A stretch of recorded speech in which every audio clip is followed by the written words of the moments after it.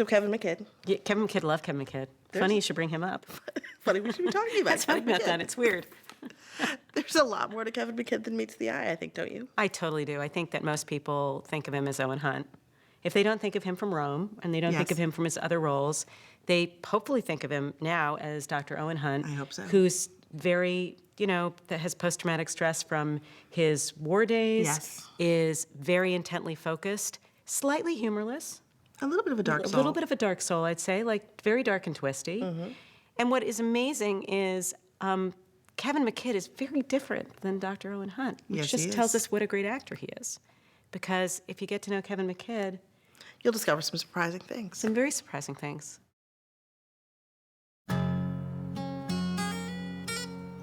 For fame and for fortune, I wandered the earth. And now I've come back to the land of my birth. I brought back my treasures, but only to find they're less than the pleasures I first left behind.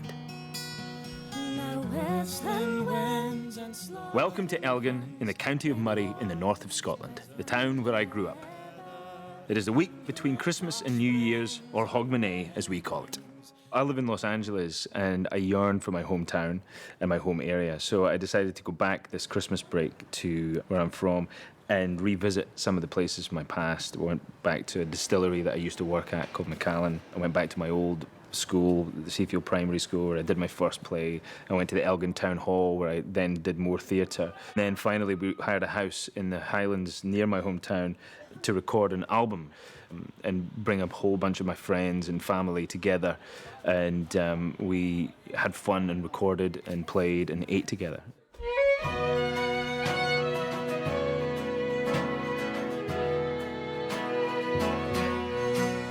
Badgie, bring him weir, and the badgie to slay. He was a broad gallant, and he played at the ring. The first inspiration for recording old Scottish folk songs was about 2 years ago. We had a gathering of people one night, and it turned into this very sort of amazing musical night. We set up 2 music rooms. One was a folk music room and the other was a sort of a live rock room. And by the end of the night, everyone had gravitated towards the folk room, and we discovered there was so much talent in the room, and it sounded so beautiful that we had the idea, well, why don't we do this again someday, but this time record it. This really felt like a week where I really felt the roots of my upbringing.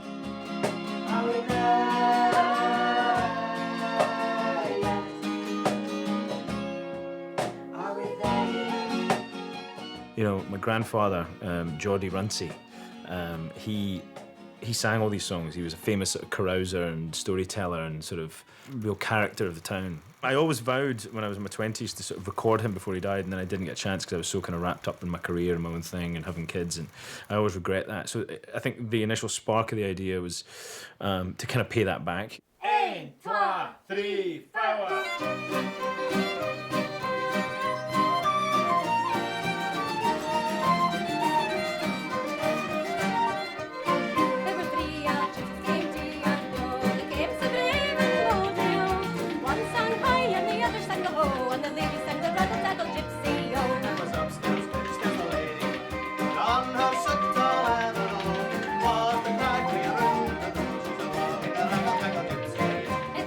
I mean, ideally, we hope to have recorded about 20 songs, out of which we maybe will get 12 that will really stand up. Which would be a really pretty album, I think. Yeah, so, and if we can get that, then we can put an album together. Yeah. Kevin's a patron of Save the Children, so we're hoping we might do it. So the whole idea is that this would go out for charity for Save the Children.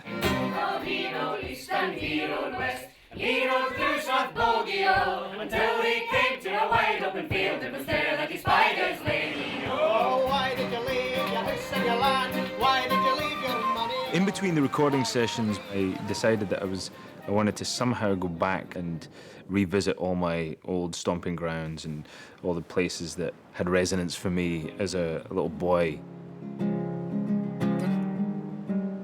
So my first school that I went to, this is where I got my acting bug on the stage in the assembly hall here at Seafield Primary School. From like age 7 or 8, I started acting here. This stage in this hall, this assembly hall. In fact, the whole school hasn't changed one bit, and it smells exactly the same as when I went here. I've not been back here in probably, I don't know how long, maybe probably 30 years, maybe. Yeah. Me and my brother, we're from a pretty rough area, kind of rough area of Elgin. There's the pupils we staff. So you can see your trouble there. Aye. You will not get it wrong again. I was like... And we'd get in a lot of trouble and all this kind of stuff. And I do think still to this day that the acting sort of got me in the right path as far as staying out of the trouble, all that stuff that young boys do. This is the chair that basically I sat on for all the bad deeds that I did at this school before acting sorted me out and put me on the straight and narrow. So if I hadn't been for acting, I probably would have been in this chair all the time.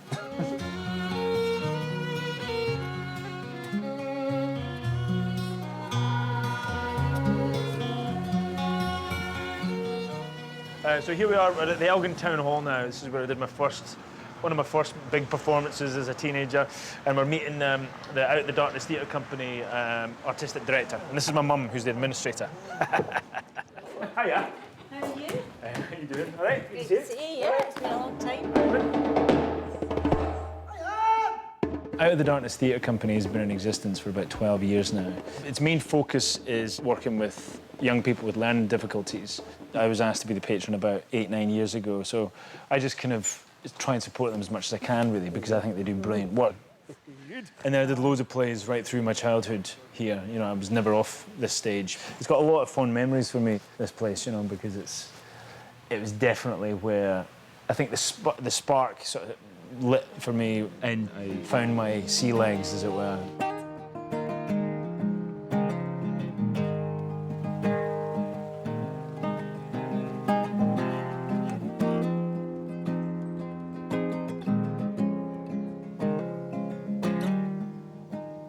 Here we are at McKidd Distillery. I worked here when I was 17 years old.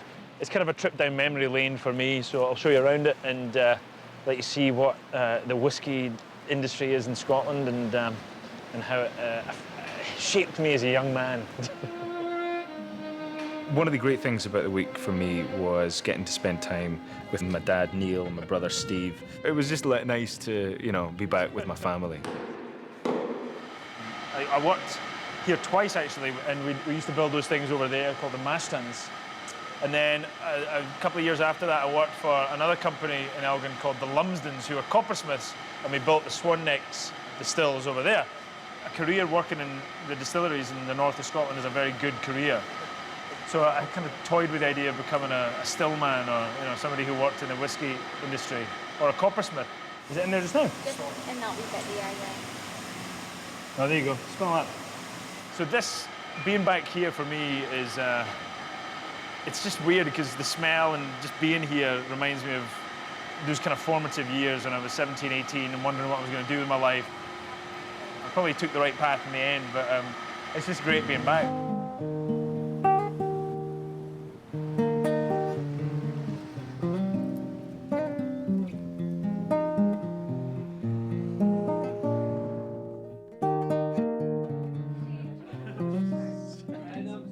I feel like we've got an embarrassment of riches. You know, this could be me up here in a house with a tape recorder and my pals and a 12-pack of beer, you know.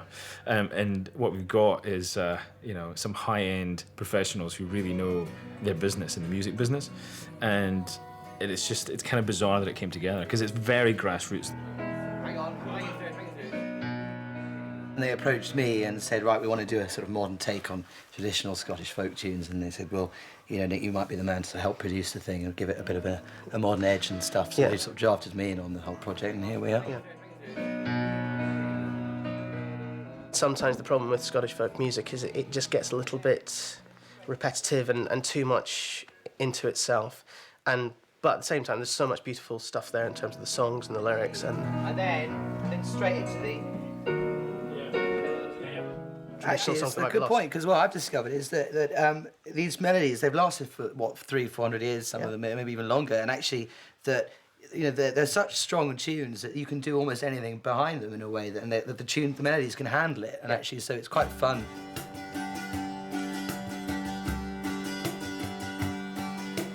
Anarchy called them this morning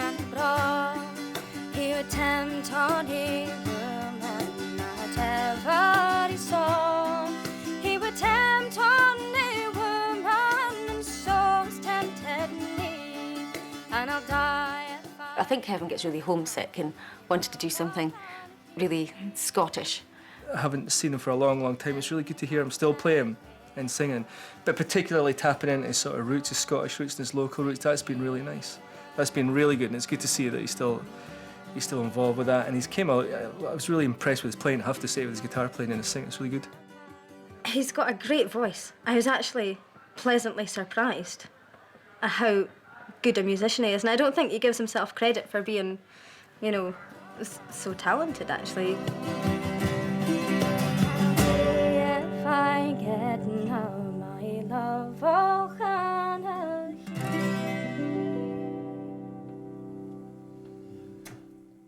The week was one of the best weeks of my life, I think. You know, there was a lot of joy, there was a lot of laughter. It was hard work, it was a hard week, but a very magical week. We also have fun, you know, and have a massive New Year's Hogmanay party.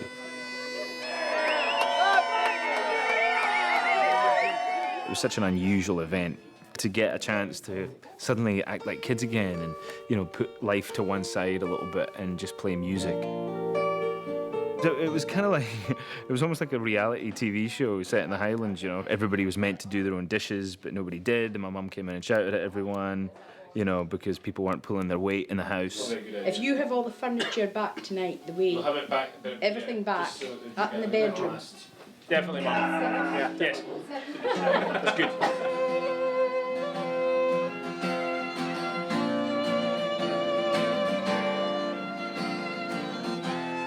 These songs are important because it really is a snapshot into my past and my ancestors. So it's an album that's going to feel, hopefully, different to your standard Scottish music album. You know, it's much more an album of friends and memories and that sense of local spirit. For fame and for fortune, I wandered the earth. Now I've come back to the land of my birth.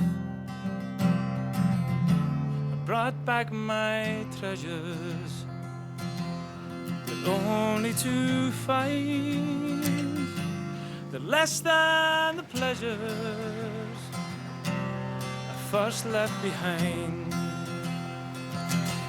For these are my mountains, this is my glen, the praise of my childhood, know me again. No lands ever claim me, far I do roam. These are my mountains, I'm going home. These are my mountains, and I'm going